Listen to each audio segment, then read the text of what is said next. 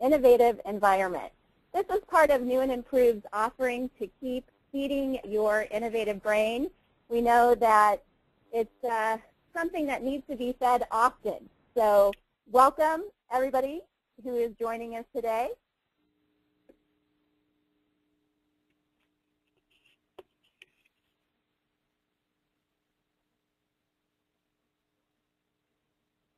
Sorry, I just had a little glitch here.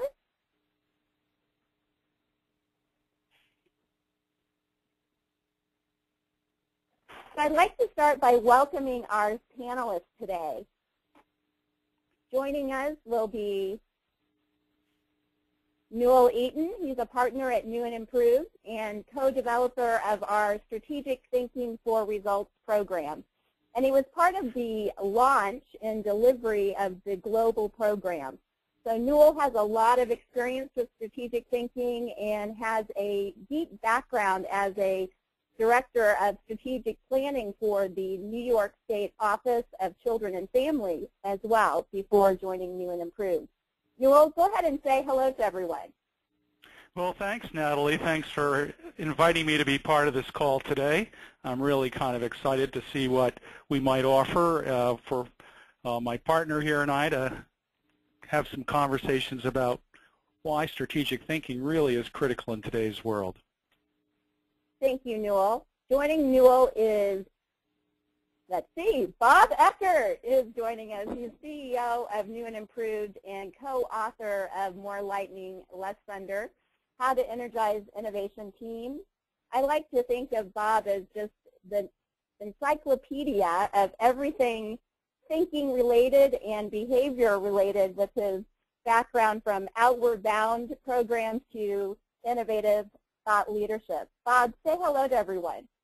Well, hi, everyone. Now I'm trying to think, is that an encyclopedia the old style with all the good books, the encyclopedia that lived for a little while on a DVD, or is it just Google? What is an encyclopedia? But yeah. Good. Well, we'll have to look that up in Wikipedia. In Wikipedia. Exactly. Yeah, I guess I'm dating myself with that reference. We'd also like to welcome our inquisitive guest. Who might that be? Well, that would be you. So thank you for being curious, and thank you for joining us today. The crazy person you hear talking right now is me, Natalie Jenkins.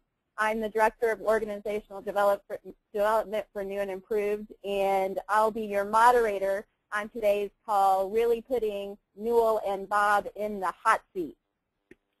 And joining me behind the scenes is Denise Morgan. We call her the task master at New and Improved because she can stay on top of so many details. It is just amazing. So Denise, go ahead and say hello to everyone. Well, good morning, everyone. I know one of my key responsibilities is to launch the polls in today's webinar, and I will be very happy when those are done. They work, right?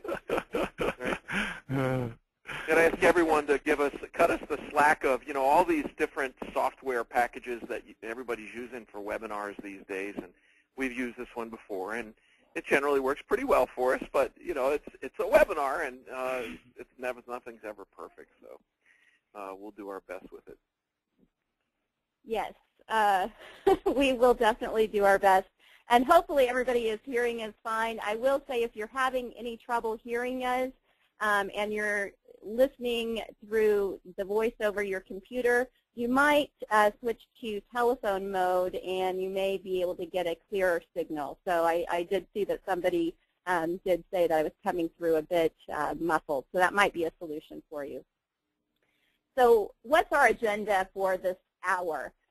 We're really going to focus in on the top questions from the field. So these are questions that you may have asked when you registered for this webinar, which, by the way, we have a great response. I think we have over 16 different countries represented on the call today and more than 100 people on this webinar today. So it is a hot topic and seems to be a lot of questions that might need to be answered. So we hope it provides you with some of those. This is going to be interactive. We are going to take questions and your comments as they come in. We may not be able to answer all of your questions during the webinar, but we will have an opportunity after the webinar to continue the conversation. It will be, again, interactive. You're going to participate, so close those emails right now. We're going to have some polls that you'll share your insights are, and some interactive brainstorming that we'll use the question pane for. We'll talk about that more in just a minute here. At the end, we'll have some ways that you can continue the learning around strategic thinking, and we'll also let you know how you can get access to a free strategic thinking tool. Yes, I said free, and that's another way that we will continue to add value and feed your innovative brain. So those are the things that we're going to talk about. So if you would now find the question panel on your menu bar, and that's going to be the primary way that you're interacting and communicating with us today. As with so many people on the call, we will remain in listen mode, and so your question pane is going to be your way to communicate with us. So now that you've found that on your menu bar, let's go ahead and have some of that interaction, and that's here, like where you are, say where in the world you are. We know we have a lot of different people from all over the world that have registered. And then tell us, where is your favorite place to think? Favorite place to think? I know a lot of people's favorite place to think is in the shower. I happen to like that one myself. It's a nice, quiet time. Denise, are we getting some participation? Yes, we are. We've got some people coming in from California, which is where I wish we were today. It is cold and rainy. So for those of you who are entered from Chicago, you know that it is cool and rainy. Someone likes to think on the train by the seaside, which sounds beautiful. Backyard patio, running in the park, on my boat, in my barn. The garden. A breakfast thinker. I love it. That's right. That early morning thinking process. Yeah. So, I had to take a walk today out in the woods. Just, you know, I had to sort some things out that I was frustrated about and think of some strategy quite specifically. So, yep. Is anybody saying at work by chance? That's right. Yeah. Did anybody say on webinars? They're in the right place. Right. Does it seem like everybody seems to be finding the question panel okay, Denise? Yes, yeah, we've got quite a few. Good. Great. Thank you all for that. So keep that handy. We're going to be asking you to chat with us over time. So many of you may know New and Improved as really a firm that focuses on creating growth through innovation. So you might be wondering, how is strategic thinking related to innovation? So Bob, as CEO of New and Improved, could you take a shot at giving us an answer to that question?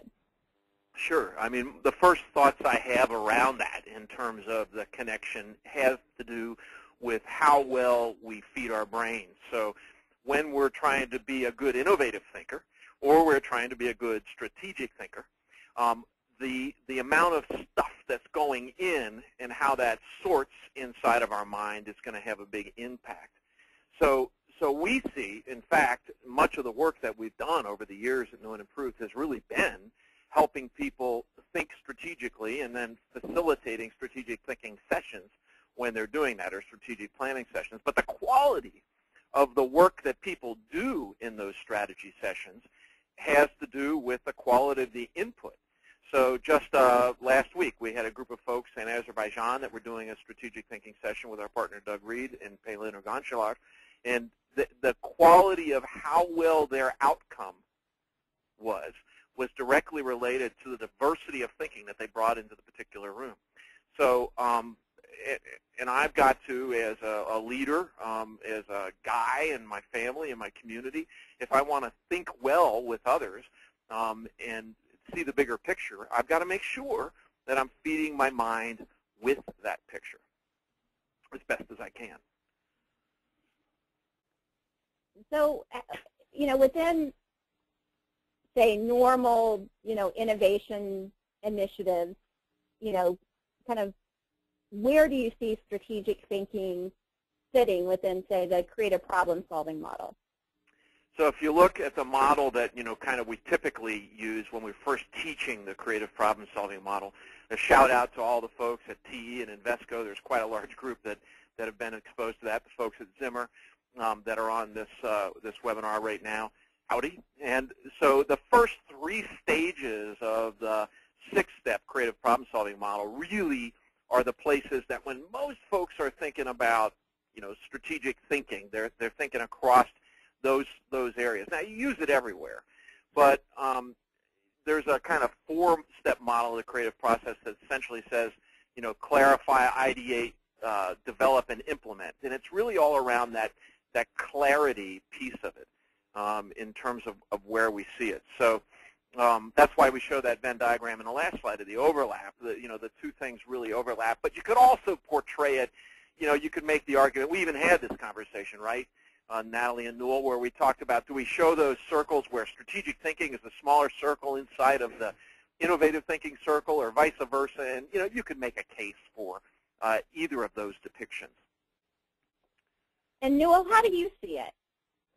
How is strategic thinking related? Yeah. Sorry. What strikes me is the connection that Bob is speaking of is a central part of it. When you think about it from the creative, problem-solving process, you need strategic thinking, particularly for those early stages. And so, what needs to be happening there is, as a strategic thinker, first is like, what do you care enough about to want to focus a strategy around? Where is what we would call your future pull? What are you really passionate about to move you forward? You need that for innovation first, but as well. But you really need it as the startup for strategic thinking. And then, as Bob was talking about it as well, you really have to begin to imagine lots of possibilities. And then how do you connect those together in novel ways, in different ways? That really is a core part of what makes strategic thinking stick out. Where I see them being a little different is, while you need strategic thinking for the front end, for innovation to occur, you really need execution. In other words, you need to take those ideas and actually do something with them. And so strategic thinking kind of gets you started in that direction, but it's not necessarily directly connected to when, in fact, you're executing the thing. Although sometimes it really fits in some of the implementation thinking that you'd have to do to fine-tune that. Well, thanks for that. I think that is something that I'm hearing that's coming up a lot is, innovation is really accelerating, and I'm hearing that they want people to be thinking more strategically when they're innovating. And so I think how you both help to clarify how they're related helps people to see how you can use strategic thinking when you're innovating and use innovation when you're trying to think strategically. So thanks for kind of getting us all on the same page about how those can be related. So participants, it's your time to play again. So we've got a poll. In a minute, we're going to have Denise actually launch this so you can make your selection. So the question is, in your organization, you believe that strategic thinking is the responsibility of who? So when you're thinking about your organization, whose responsibility is strategic thinking? So go ahead, Denise, if you would, and launch the poll. Phew. Okay, there it goes. People click on it, and if we think we've put most of the common combinations in there, we'll see. We're very curious to see where you guys think that lies. Of course, we have some opinions about this, as you might expect. No, That's right. I think the answer is all the above. Anyway, no. So.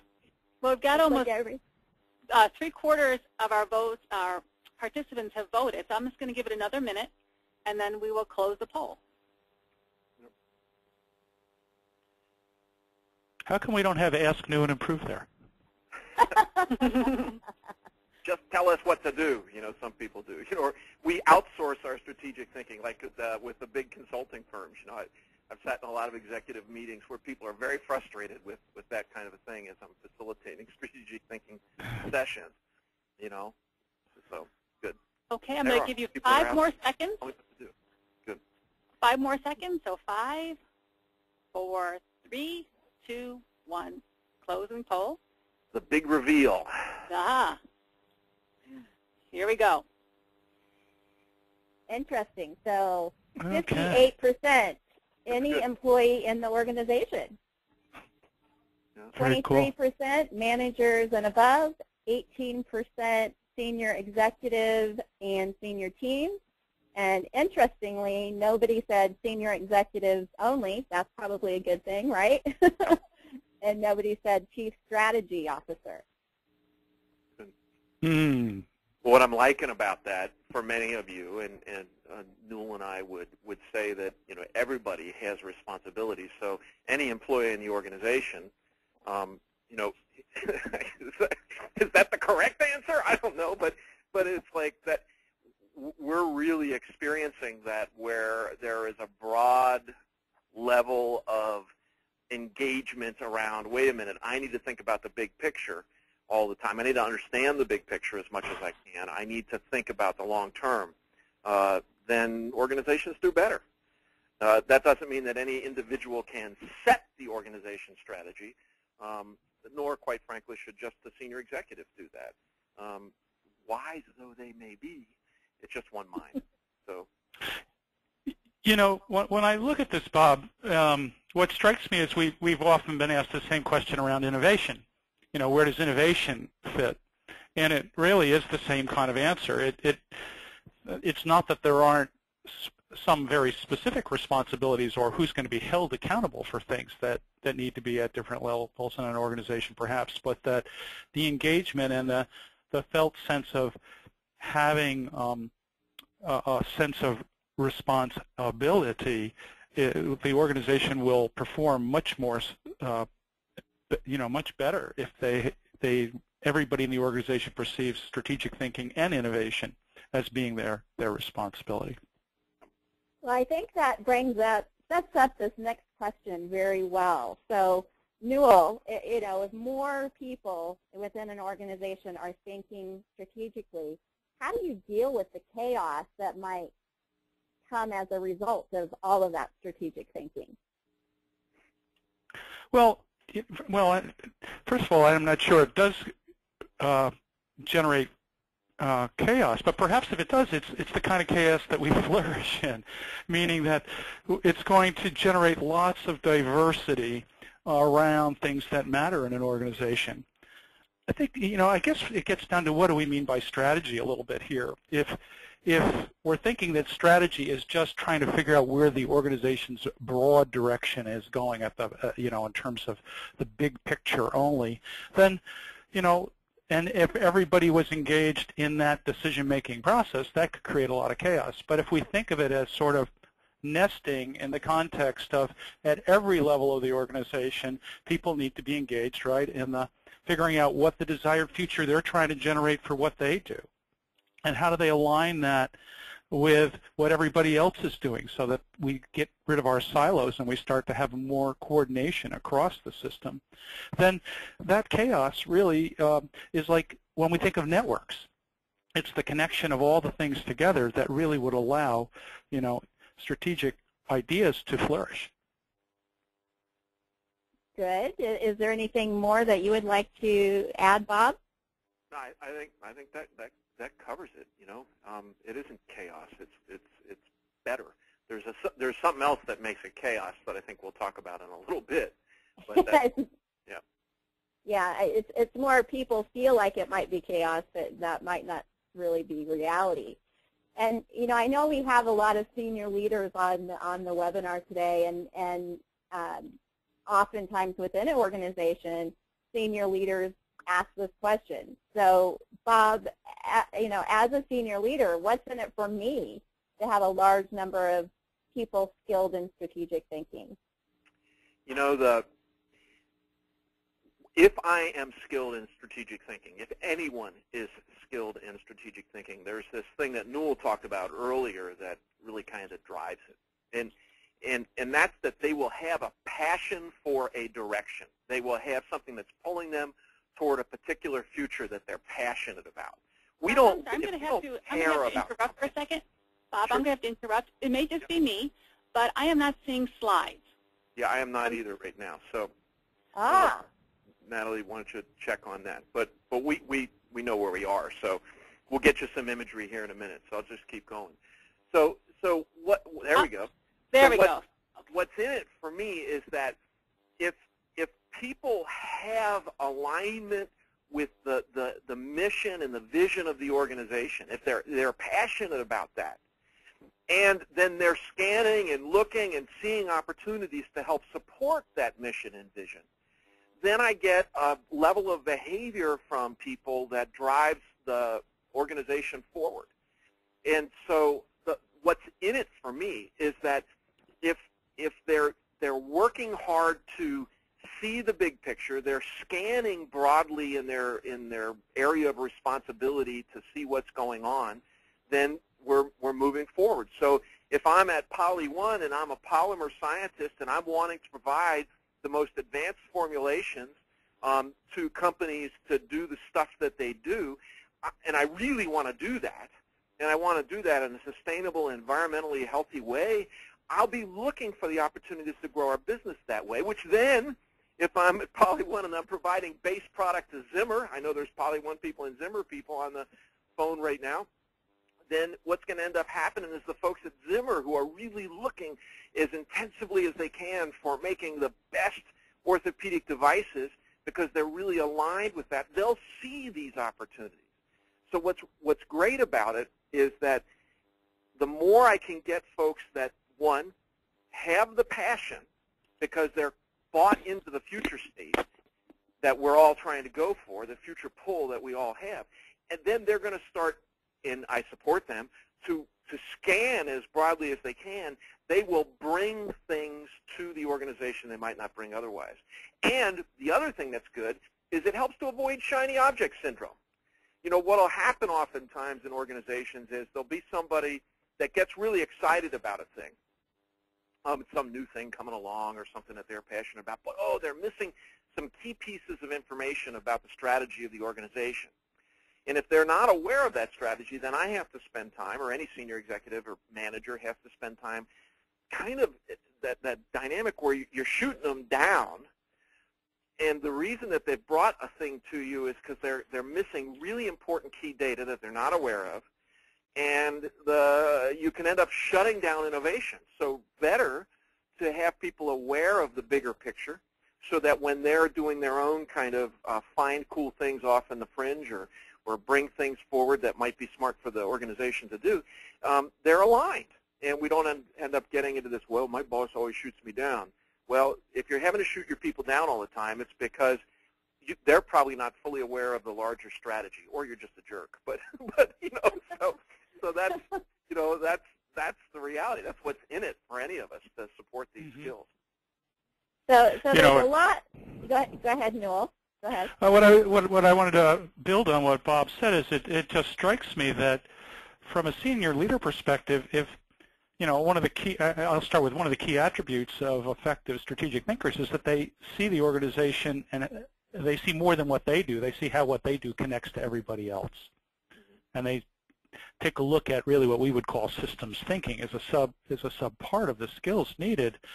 And the ability for people to like coordinate and help each other out and really reduce the kinds of frictions that happens from the silos is greatly increased if people are thinking in those sort of systemic terms about how what they do fits in with everybody else, both up in the hierarchy, across laterally, as well as for the people who are inside and outside the organization that they work with or are seeking to serve as customers. So it really helps a great deal if someone is not stuck in their little box and looking, you know, at the whole kind of systems orientation here.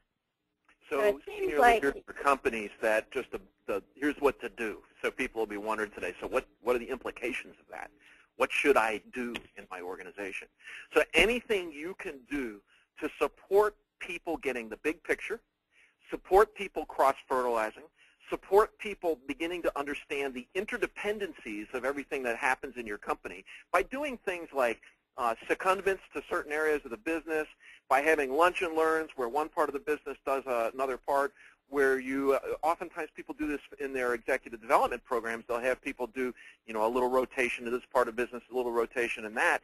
But, I'd like to see that happening with the R&D scientists, not just people that are your high pose to sit in positions with a lot of direct reports. But what about your R&D scientists? Are you giving them the opportunity to feed each other? At Johnson & Johnson, for instance, when we do the work on oncology there are a lot of poster sessions where people are bringing in new thinking around those various disease states and the treatments for them and exposing each other to them so that they can see the bigger picture of where we might be going with particular treatments or particular lines of research. So it's anything you can do to cross-fertilize information and to build structures in the organization that sustain that over time versus have it happen on a happenstance, serendipitous kind of pattern. So basically, it can make you look really good, like you're a really smart senior leader, if you have more people throughout the organization that are thinking more strategically. I mean, that's how I would sum it up. It makes you look good. Exactly. So. Yeah. I want to build on that a little bit. It's like one of the things I think you can do best is model it by being someone who asks curious questions on a regular basis. I mean, there's listening to people, which is important, but the kind of listening where you're really asking curious questions as a leader encourages an environment which strategic thinking will flourish. Good. Now we're on kind of the let's just do a little brainstorm here, because I bet by now everybody is thinking, well, this all sounds so good that there might be some roadblocks that are coming to mind. Yes, but yeah. So find your question area again and answer this question. What might be all the roadblocks to improving strategic thinking in an organization? So not necessarily your organization, think broadly. In any organization as you're thinking, what might be all of the roadblocks? Are we getting some engagement, Denise? We're getting a lot of good roadblocks. A fear of failure, silos, being part of the Ain't It Awful Club is a roadblock. Egomaniacal micromanagers. We've all had those. No opinion about those. Yeah, since Bob is here, I'm not going to say anything. Open-minded listening, culture, not being a manager, lack of ownership,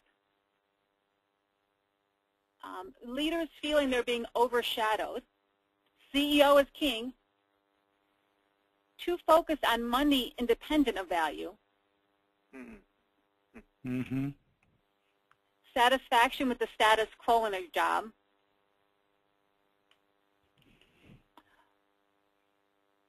opposing departmental goals. The whole low morale thing that someone's talking about, engagement. Well, we didn't say it would be easy, right? Right. Yeah. I hear a lot of beliefs about power and influence there. About who has the power, who has got control. That's what that's really noticeable in that list. Yeah. If it ain't broke, don't fix it. That short-term thinking stuff. It's like right now it does fine.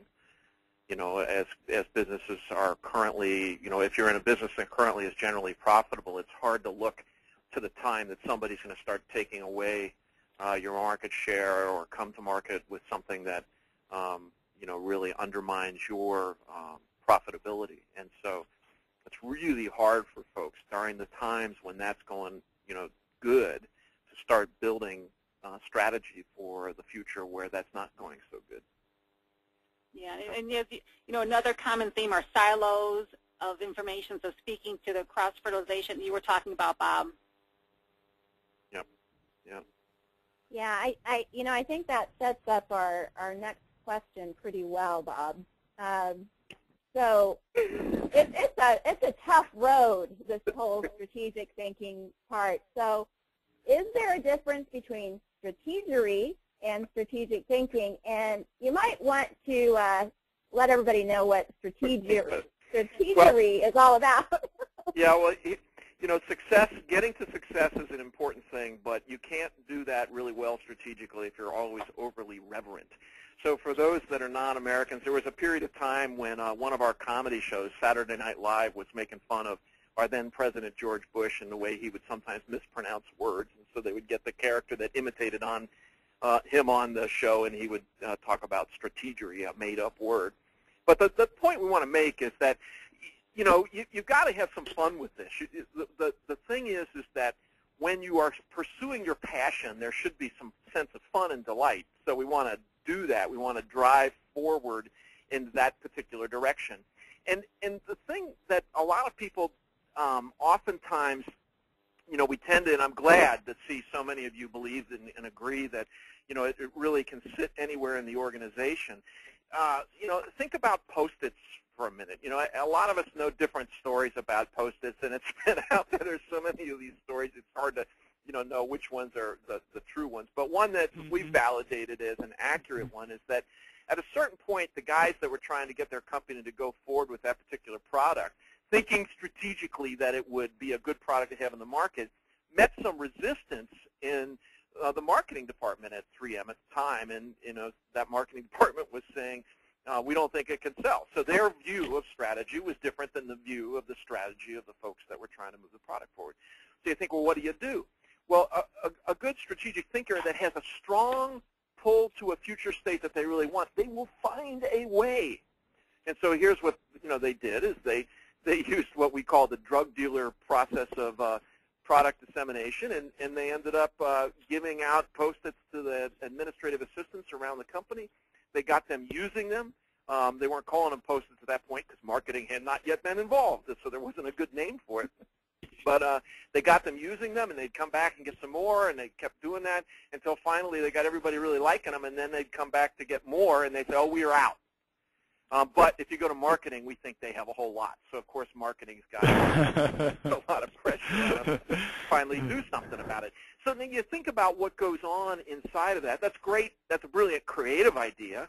But it was driven by this desire that they had in the future to go forward in a particular direction. So it was good strategery to go about trying to figure out a way to, all right, if we hit this wall, we're going to go around it. And it's like you were saying a few minutes ago, it's a lot about this perspective you have on what the zone, how much you can influence things, and your overall sense of influence. And these guys, they said, we're going to change the direction of the company here, one way or the other.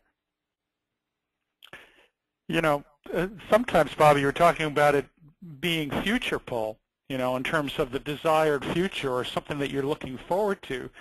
But I know from some of the organizations we've both worked with, sometimes it starts with what's not working well or what people are complaining about. And it's, the words the Ain't It Awful Club mentioned before. I mean, sometimes it's looking, starting with that notion of where the pain point is in that sense, and reframing it in a different direction in terms of like if it was then, if that weren't there, what would it be? That starts to generate the future pull. But sometimes you have to start really with that other end of the spectrum, sort of the burning platform concept, in terms of things. What are we moving away from as much as what we might be moving forward? Right, and that combination of push and pull together really can create that force that we talk about in terms of sort of the stretch, the tension between the desired future and where things are at right now. Yep. So there's a lot to think about with this strategic thinking business, I'm coming to find out. And, that might mean that it would be great to look at who are the role models. So let's have another quick brainstorm here. And you'll see the picture of Steve Jobs there. So we're putting him out there as, somebody that people often see as a great innovator and strategic thinker. So use the question pane again and tell us some famous people that you think are role models for good strategic thinking. and they can be currently of this earth, or they could have passed to another realm. So living or otherwise. Boy, people, the answers are just, or ideas are just flying in. We've got Henry Ford, Abraham Lincoln, Edison, Gandhi, Sam Walton, Roy Disney, Bill Gates, Fidel Margaret Castro. Thatcher. Yes. Not all of them are necessarily, you know, I mean, there's some nasty people, like Hitler was a good strategic thinker. A few nods to Margaret Thatcher. You know, I've been thinking lately as if we were going to take another cut on and literally teaching a course on strategic thinking, I'd love to show chunks of the film, the recent movie of Lincoln, because within that there's so many times where you really see all the attributes that I think of, or, you know, it suggests are associated with strategic thinking, in the ways that he did it, and both the subtlety, the ways he went out and asked people questions, and then really got a lot of players together in the room to look both long-term, to sort of zoom out at the long-term big dream, as well as what needed to happen immediately now with the details. Just a phenomenal example of someone who was truly a genius at it. Now you're talking about the movie Lincoln, not the movie Abe Lincoln Vampire Slayer, right? No, I haven't seen that one yet. We might find some strategic thinking in there, but I've seen both. And I actually read the book Abe Lincoln Vampire Slayer. It was very fun. But there is strategy there, but you know, not historically accurate strategy. Right. Sort of a blood donor program gone awry, huh? Okay. Gone awry. That's right. Well, he saved the South for a different reason. Yeah. So interesting. All right, are there other comments coming in, Denise? Sure, we've got quite the historians in this group. Hannibal, not Hannibal Lecter, but Hannibal, Madame Curie, John D. Rockefeller, Napoleon, or more from the more recent past, Mark Zuckerberg. So, good, a great no Einstein? You know what? That is a good one. I don't see it. Nope, not yet. Or Edison? Edison, yes. Mm-hmm. You know what, as I'm looking at the list, what strikes me, the other thing about a lot of these folks was their timing. You know, that one, they not only came up with gathering a lot of information, connecting things together in new ways, but they also had that capacity to influence the right people at the right time, so that we remember them and not a lot of other people, and position themselves through their capacity to communicate their ideas well. You know, we don't always associate that with strategic thinking, but if you can have the idea and nobody knows about it, you know, and you don't make the case for it through what you've done, then probably we wouldn't recognize you as a strategic thinker. Yep. Yep. Well, that was fun. That was interesting. I'm going to look some of these people up. So, Newell, you mentioned a little bit ago about pain points. So what are the pain points that indicate that strategic thinking is or may be needed? Well, I would say, first of all, strategic thinking is needed before you hit your pain points, so you don't have it happen in the first place. You know, so that you're scanning the what's going on in your world to see it coming before it hits you. You know, to look at both, and as well as to look at what opportunities are out there. I mean, if you look at it, when we think of effective strategic thinking, it's usually the early bird gets the worm, so to speak. I mean, they're there ahead of everyone else in terms of the development of an idea and then moving it forward. You know, and particularly in today's very complex world, most of the folks on the call, when I looked at kinds of organizations you're in, you're dealing with high degrees of complexity, lots of change going on. And so if you reach the point where all of a sudden it's, geez, you know, we better do something about this, and it's commonly understood, that's probably a little late to the parade. It really is needed earlier in doing that through really having that sort of big picture perspective, zooming in and out and looking not just at what's going on in your industry, but what's going on in things that might not even be directly connected, but could have a potential impact, or things that might replace your industry, and we might not think of it in terms of that or in that kind of way. Yeah, I think, you know, like things I hear from people that sound like pain points are things like, we're suffering from innovation vertigo, We've got global competition coming at us that we didn't expect. We have a new competitor that's taking market share.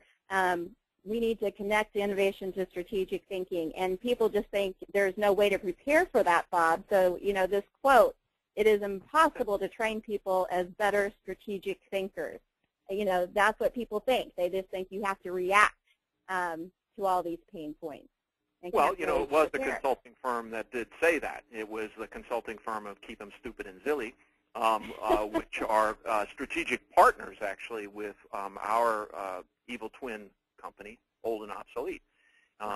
They are our nemesis, but they've got a good share of the of the minds of people.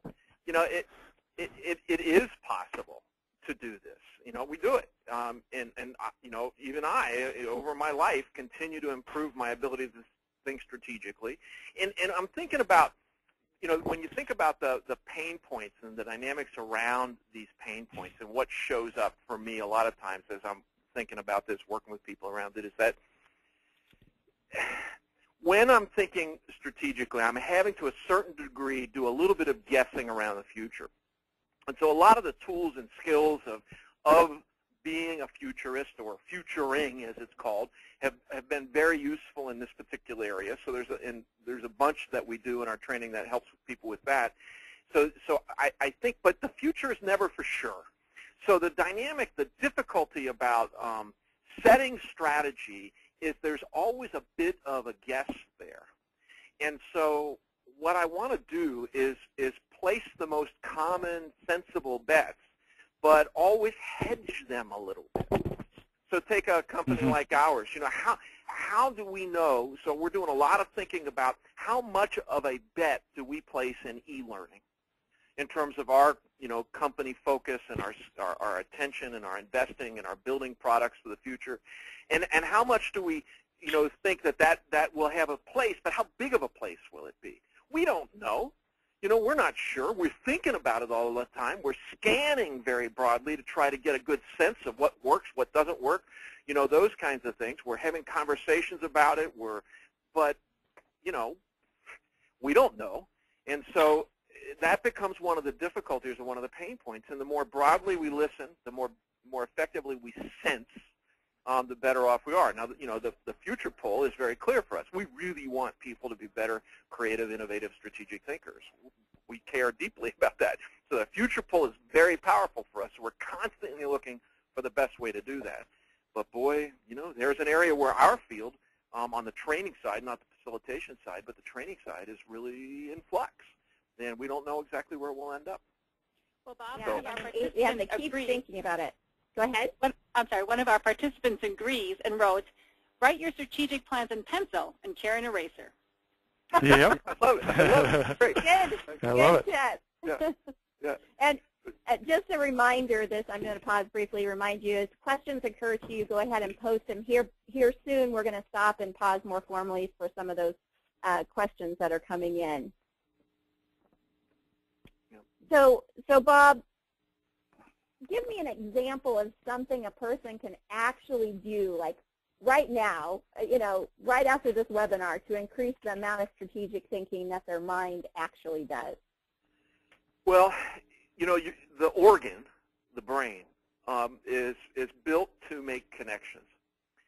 So what the better strategic thinkers that Newell and I and others at New and Improved have worked with and we've read about, they have, for whatever reason, and we think it's got to do with the desire, they have this habit of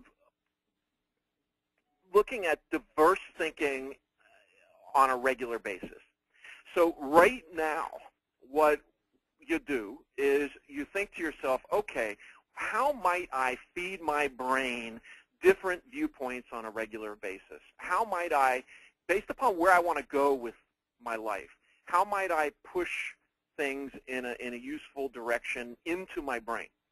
So you got to be careful. Here's a don't do, so to speak. Don't do, that's terrible. But we should quote that one. But the thing that we want to go down is don't go down the path of constantly reinforcing yourself for what you already know. there's a certain delight that we get by validating our current opinion. And so I've got to be careful to constantly feed myself minority opinions that vary from my current viewpoint. Now, I'll take them with the grain of salt that I need to, but I've got to be out there feeding them to me in lots of different ways. So now we've got the electronics with the email. I'm careful to make sure that I'm getting a wide variety of inputs basically through emails that I pay attention to and read. I get so many I can't keep up with it, so I titrate to find the ones that I think I'm getting the most value out of, but I pay attention to that. So that's one thing that you could do right now to do that, and just put it into the brain, and the brain will automatically start doing what the organ is built to do. And then it's going to start to sort. It'll be wiser. It'll make better connections. It'll have some sense of intuition around things. You won't always know exactly. You can't always language exactly why you feel a certain way or why you want to go a certain way, but because the language centers lag the effectiveness of the organ. But that's the big thing that I think all of us should do on a regular basis. Yeah, and social media today really helps to fuel that. And you can turn on ones that aren't feeding your brain, aren't offering you any value. And Newell, you were going to say? Yeah, I agree with Bob in part, and I also think it's important to stop doing that sometimes. In other words, take the walk. There's, giving dedicated time to really exploring all kinds of different things and looking for connections is a critical part of it. But when we actually stand back and look at where those ideas often come together, they come after some incubation time doing something that has nothing to do with anything. And it could be, out riding your bike. It could be, swimming. It could be going to play games with your children. It could be meditating. It could be any number of different things. But that incubation time, it's making time not to do anything that relates to it in a sort of a rest cycle or incubation cycle is sometimes what it's called. So basically, give yourself time to think. Give yourself time to think, yeah. And at the same time, be careful that you believe everything you think, but that's a whole other story. I mean, be careful that you don't believe everything you think. Exactly, yeah. That's what I meant to not say, right? So there's 2 tips for everyone. One, really scan widely, feed your brain with new information, and give yourself time to think. They sound so obvious, but I know I'm guilty of just thinking, I don't have time to think, so that we need to really be mindful that we're giving ourselves time to think. And so exactly. I think that, the neuroscientists say that the best time of day to do that is when we first get up in the morning. I don't know if that works for everybody, but that's what a lot of the neuroscience stuff is saying, that you look at it, people are saying do these 90 minutes totally focused on something and then take a break. So that's kind of an interesting model, and I'm finding it works pretty good for me. Well, a lot of people, as we started the webinar, said they like their favorite place to think. A lot of times it seemed like it might be perhaps in the morning. So now we're getting into this area of quality. So Newell, I'm scanning more widely. I'm trying to think more strategically. But that doesn't necessarily mean that I have a good strategy. So how do I improve the overall quality of the strategies I'm coming up with? Well, let me repeat a little bit of what I was just saying. First of all, to focus on it. To focus on one thing at a time. We live in an era of so much distraction. Is there any way you can turn off your electronic devices for a little while and just really pay attention to something? People don't really have a lot of time paying attention these days. We're constantly interrupted. So that will greatly increase it. We talked about earlier asking curious questions. The more curious questions and from more diverse sources. There is going to Google and the online and all that kind of stuff, but actually talking to people about what you're exploring, not necessarily people who are in your field, but people all over the place, the practice of curious questioning in terms of it. And I joked about it, but it's don't believe everything you think. Recognize, be a little skeptical of your own thoughts and really stretch into what might be some other ways to look at things.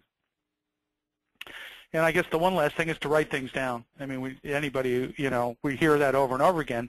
But if we write it down, I almost think the best way is to kind of create some sort of whiteboard or place that you're organizing it like exploring a crime scene, where you just, start gathering all your data in a place that you can visually see it. as a visual learner, that's what I need. Other people might find other techniques.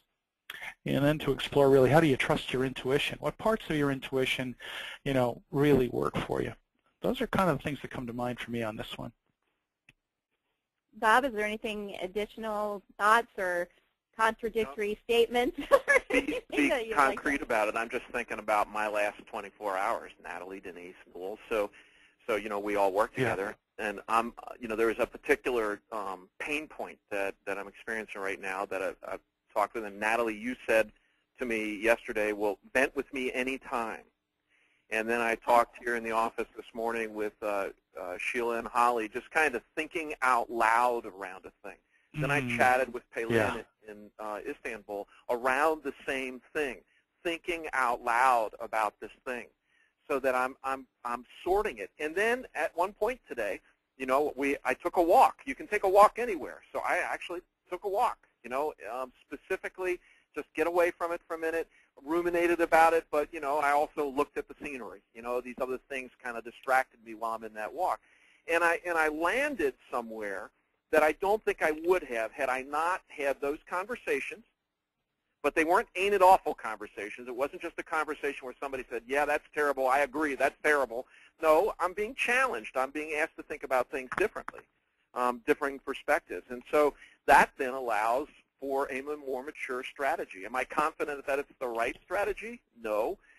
That comes in retrospect, right? That comes in history. Right. But hindsight. But I feel more confident that it's a more mature strategy than it would have been 24 hours ago.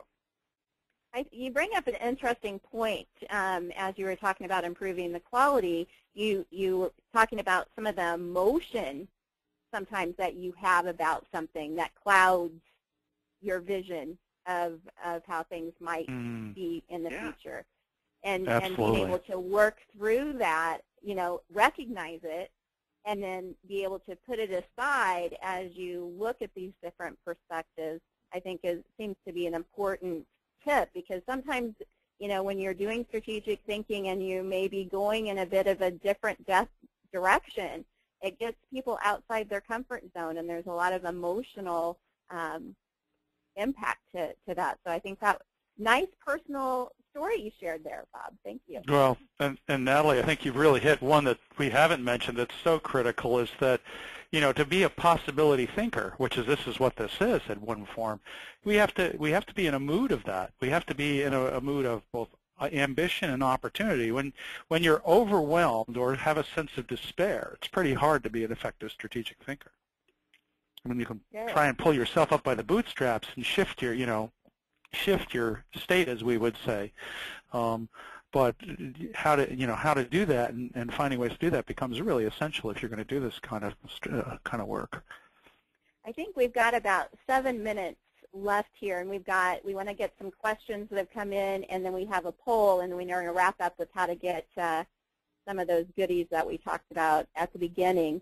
So Denise, do you see some questions that have been coming in? Are there any burning questions? Oh, we've got a lot of good ones. I think this is a question that can be viewed from a perspective as a leader or someone subordinate. How do leaders push the thinking part down the organization? So you can either view this as, I'm a leader, so how do I push the thinking part down, or I'm more junior, and how do I help the leaders push the thinking part down?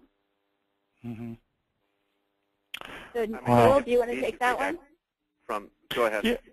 Yeah, my thinking is, well, the first thing is that in your contact with whoever you're going to be trying to influence in that way is that you really care about them. I mean, in other words, you really care what they think.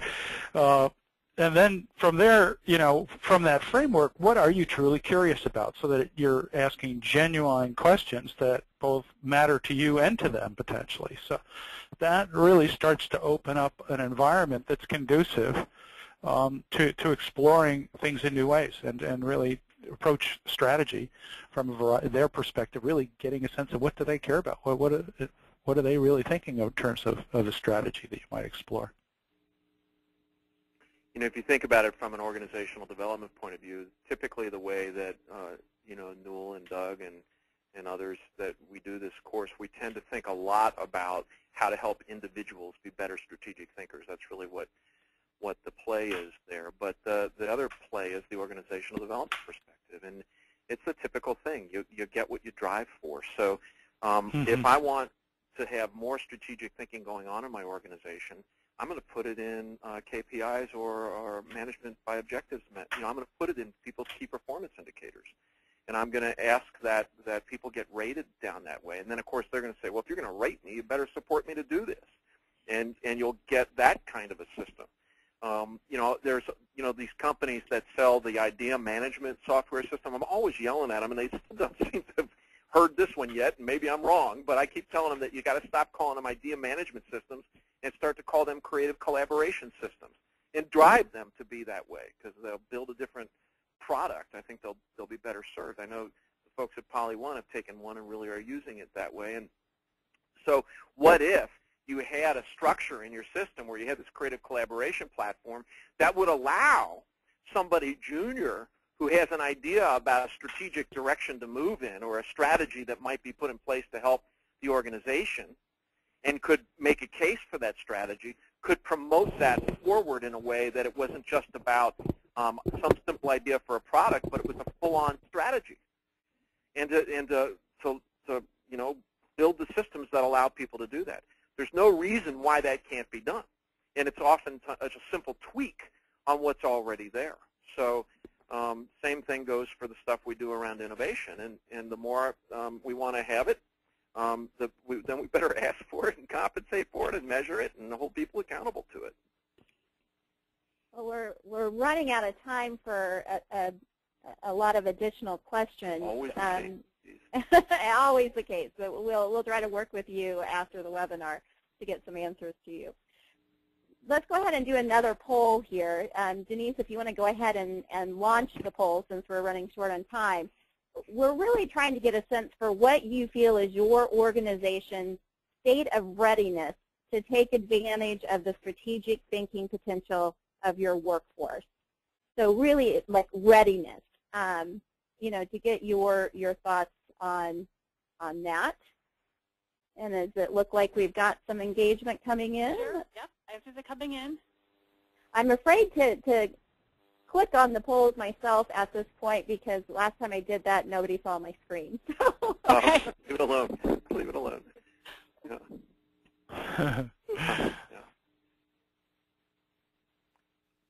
It is interesting. Then part of it, this is satisfying our curiosity, guys, is just to get a sense of what you all think in terms of how much of a priority is this for your organization. We're hearing more about it.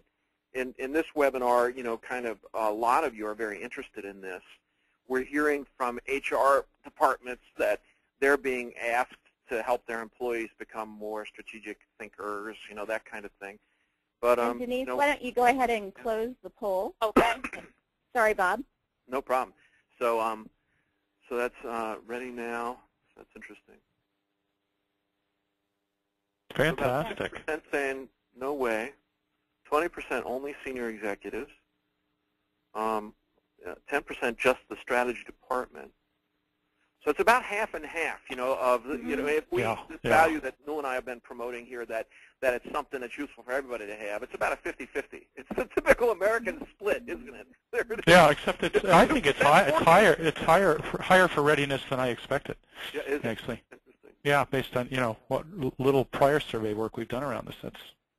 And Denise, if you great. could close the poll, I think what's happening is when you're launching the polls, it takes it away from my screen for a while. So, Okay. Sorry everybody, we're learning a little as we tag team this. Yeah. I have closed the poll. Okay, so we're back. Yep. Denise, you want to talk about the findings a bit? Well, what were the results? Here, because we've got to finish up and want to honor people's time, so the last couple of slides. But the thing that this points out to us, at least when we see that, is that a good number of people are saying that it's important.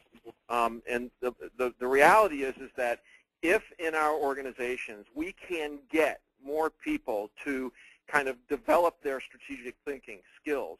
I made the joke about the polarity, at least in this country. Those of you from others may have a different experience, but right now it would be fair to say I don't think too many people argue that because we aren't thinking broadly, we tend to get polarized in our thinking and don't try to understand the other viewpoint.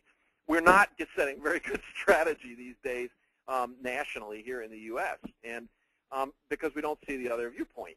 And so imagine a world where more of us were really trying to think in diverse ways and see things in diverse ways.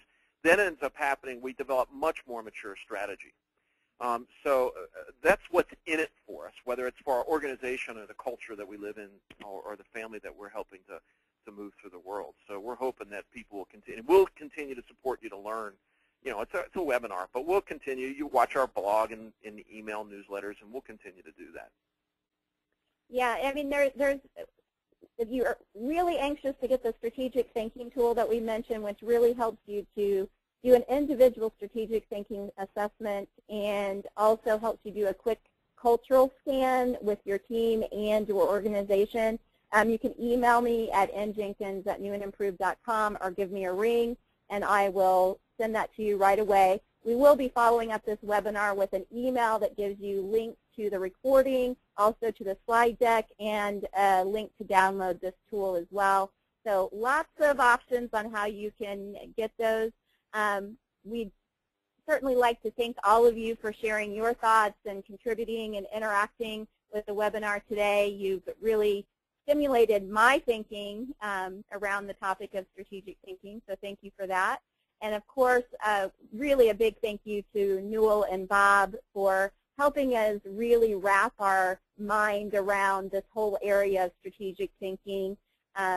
Really valuable insights, and we appreciate them. Thanks, Bob and Newell. Thank you, Natalie. Thanks, everybody. Thanks, everybody, for putting this together, Sue. Great, and thanks, Denise, for helping us stay on task. And thanks, everybody. Have a great rest of your day. Yeah, enjoy. Bye-bye.